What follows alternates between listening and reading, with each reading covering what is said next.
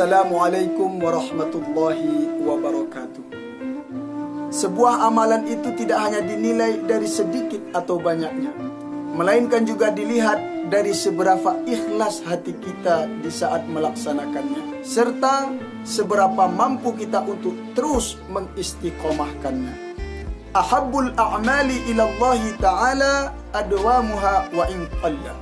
Amalan yang paling dicintai oleh Allah adalah amalan yang terus diistiqomahkan walaupun hanya sedikit.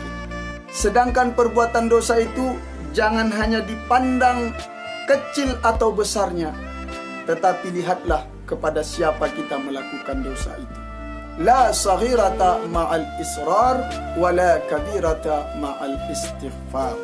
Tidak dikatakan dosa kecil kalau terus menerus dilakukan, dan tidak ada lagi dosa besar yang kita miliki jika kita beristighfar dan memohonkan ampunan kepada Allah Subhanahu wa ta'ala.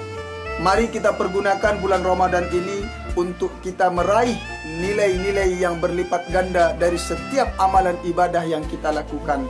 Serta mari kita pergunakan Ramadan ini sebagai untuk mendapatkan ampunan dari Allah Subhanahu wa ta'ala atas segala dosa-dosa kita.